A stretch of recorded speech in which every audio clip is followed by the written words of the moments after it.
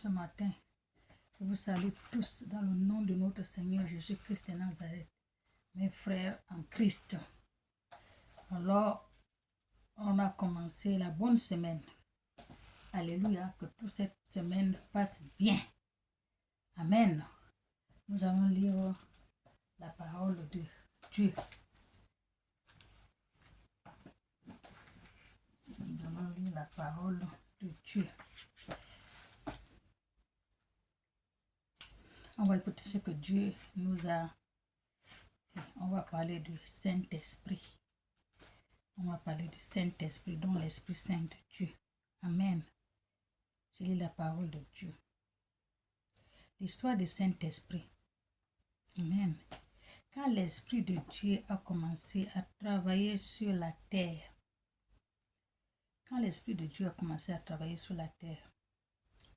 donc quand il a commencé à agir d'une manière que beaucoup n'en parviennent pas toujours à comprendre. Nous trouvons le Saint-Esprit tout le long de l'Ancien Testament. Amen. En commençant par Genèse, l'apôtre Paul nous dit que les anciens prophètes sont poussés par le Saint-Esprit. Amen. Et le Saint-Esprit est simplement Dieu. Et Dieu est saint à lui-même. Au fait, l'Esprit Saint est omniprésent. Amen. Omniprésent, invisible et agit parmi les hommes. Partout, on peut remplir le cœur de l'homme. Lorsque nous parlons du Saint-Esprit, nous nous souvenons de l'œuvre de Dieu.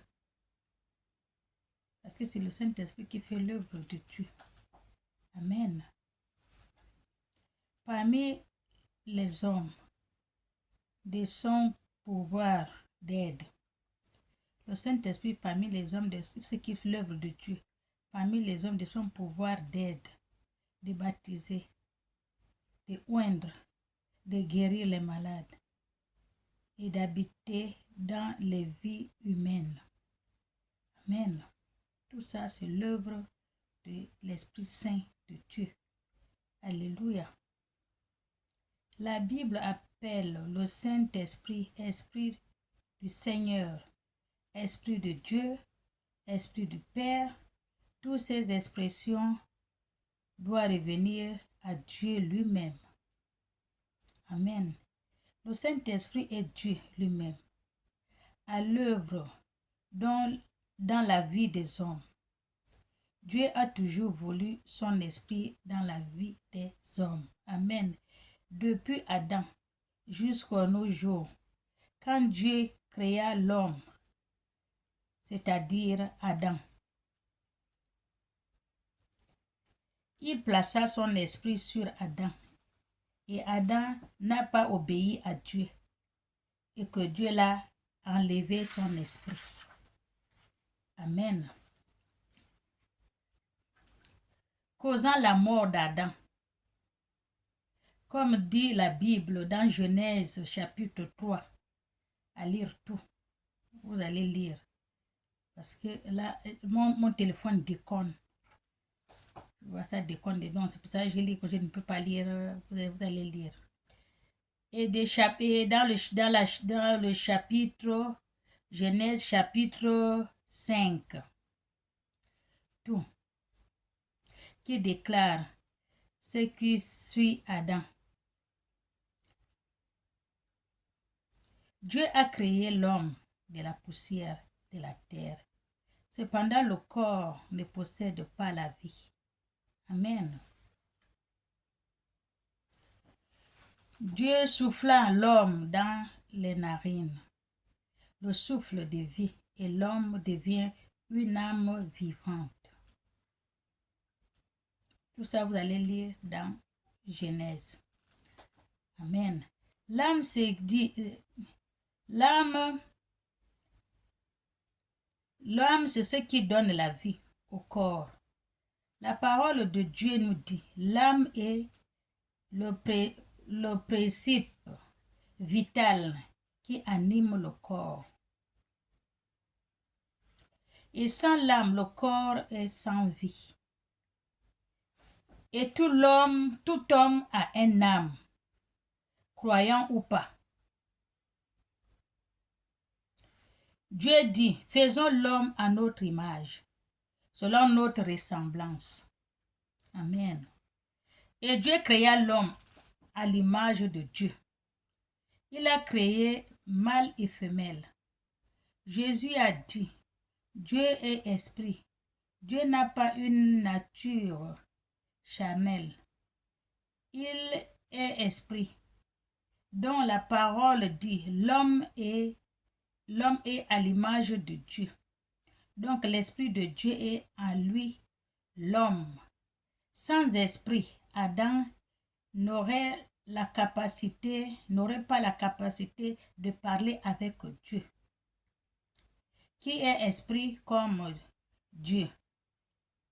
Et l'esprit, la communication avec le corps et l'âme est limitée. Sans esprit, la communication avec le corps et l'âme sans limiter. Parce que tu ne peux pas communiquer avec Dieu, avec le corps et l'âme, il n'y a pas l'esprit. Parce que Dieu, il est esprit. Amen.